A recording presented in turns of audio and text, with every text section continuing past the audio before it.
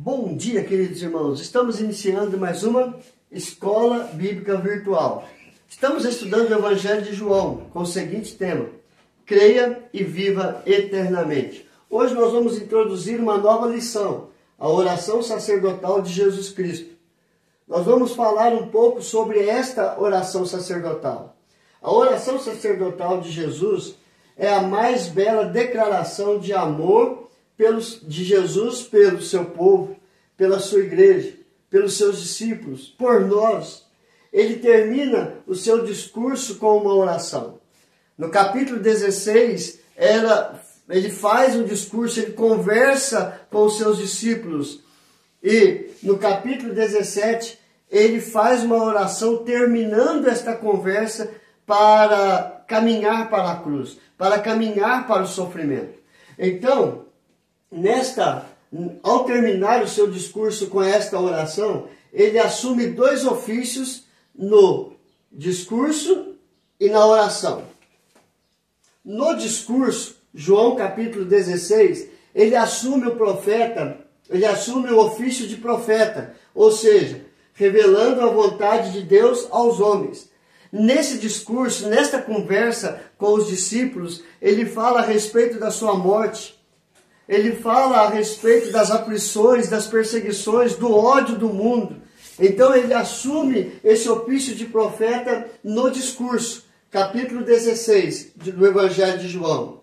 Já na oração sacerdotal, capítulo 17, ele assume o ofício de sacerdote. Ou seja, ele se coloca diante de Deus por nós, ele se coloca diante de Deus pelos discípulos, ele coloca diante de Deus pelo seu povo, pela sua igreja. Então, ele leva as necessidades dos homens ao Pai, a Deus. Então, como sacerdote, ele mostra para nós que ele ora para que Deus venha proteger, guardar, libertar, santificar, fortalecer e assim glorificar a Ele, porque Ele cumpriu todo o ministério que o Pai havia designado a Ele. Então, tanto no discurso ele assume o ofício de profeta, na oração ele assume o ofício de sacerdote. E ele volta para o céu, aonde ele vai assumir o terceiro ofício, que é o ofício de rei. Ele governa sobre o seu povo, ele governa sobre a sua igreja, ele governa sobre a nossa vida. O pastor Warren Wiersbe, ele comenta sobre esta oração sacerdotal. Neste comentário, ele declara que Jesus mostra 4 privilégios maravilhosos que temos como filhos de Deus. Ele olha para toda a oração e ele destaca 4 coisas importantes, fundamentais, 4 privilégios que somente os filhos de Deus, comprados pelo sangue de Cristo, possuem, garantido pelo sacrifício de Cristo Jesus naquela cruz.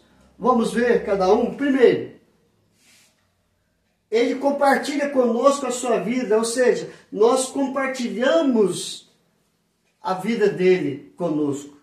Ele está em nós por meio do Espírito Santo. João capítulo 17, versos de 1 a 5. Segundo, nós conhecemos o seu nome. Nós conhecemos de fato quem é Jesus Cristo.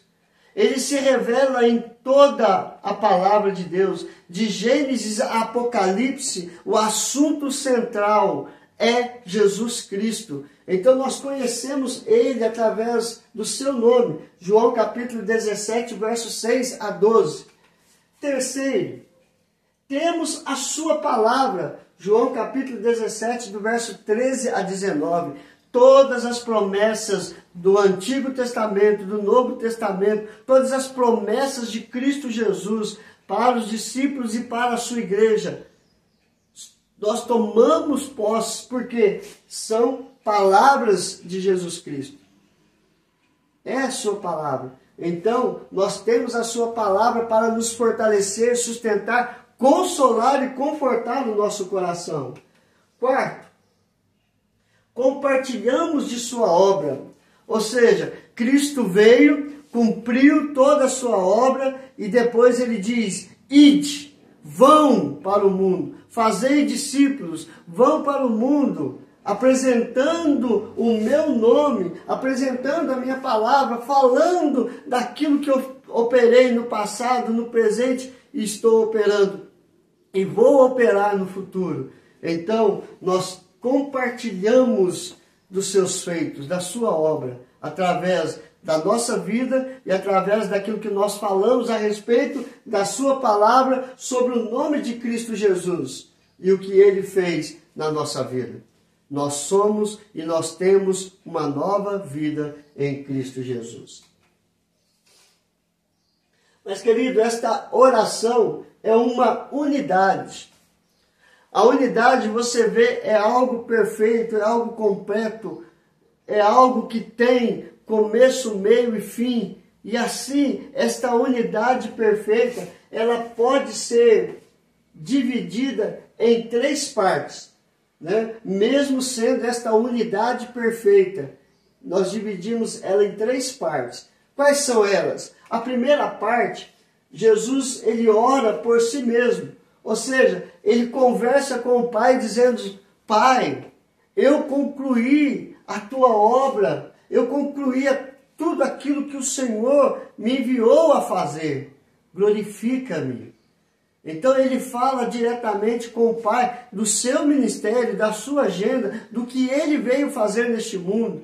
Está consumado, está completo. Então ele conversa a respeito de tudo que ele fez com o Pai. A segunda parte, ele ora por seus discípulos. Ele pede proteção e santificação. Ele fala claramente com o Pai que os discípulos não são deste mundo. Então que era para Deus os guardar, os proteger, os livrar de todo perigo e de todo mal. E santifica-os na tua palavra, santifica-os na tua verdade. Então ele ora pelos seus discípulos. E a terceira parte, Jesus ora pelos que viriam a crer. Ou seja, a partir daquele momento, o povo de Israel sai de cena. E a igreja de Cristo Jesus começa a nascer, principalmente a partir de Atos dos Apóstolos. A igreja que iniciou ali com a pregação de Pedro, capítulo 2 de Atos. Então ele ora por todos aqueles que viriam a crer. E nisso entra os dias de hoje. Jesus ora por nós, pedindo o quê? Pedindo unidade. Unidade em quem? No Deus Pai, Deus Filho e Deus Espírito Santo.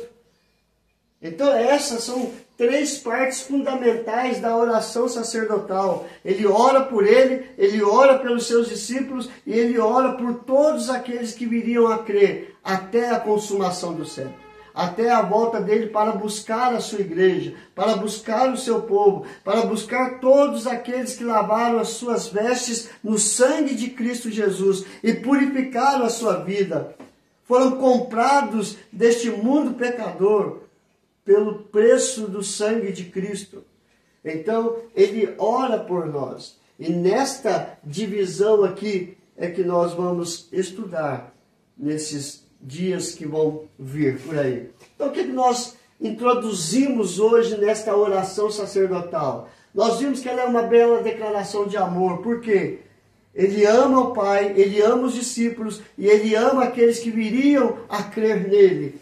Então, nós vemos que o que o pastor comenta nesta oração, né? Que esta oração, ele compartilha conosco a sua vida. Nós conhecemos de fato e de verdade a Cristo Jesus. Nós vemos tudo ali, o que ele fez, o que ele operou, o que ele deixou, o que ele nunca deixou de fazer por nós. Então, esta oração é uma unidade, e sendo uma unidade, ela divide em 3 partes.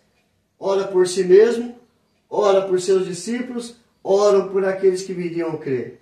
Então nós vamos estudar esta oração seguindo estas 3 divisões.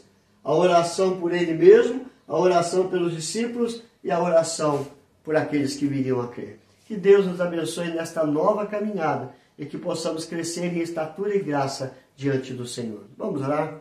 Senhor, trabalhe em nosso coração, ó Pai.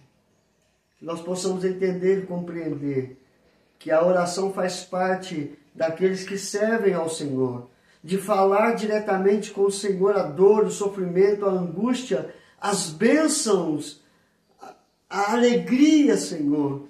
Obrigado por tudo. Coloque a tua mão sobre cada família, sobre cada vida, ó Pai. Sustenta-nos debaixo da tua graça, porque a tua graça é melhor do que a vida. Fortalece a nossa fé dia após dia. É a nossa oração, é o nosso clamor. Em nome do teu Filho amado Jesus. Amém e amém. Que Deus te abençoe, queridos, e até amanhã, se Deus quiser.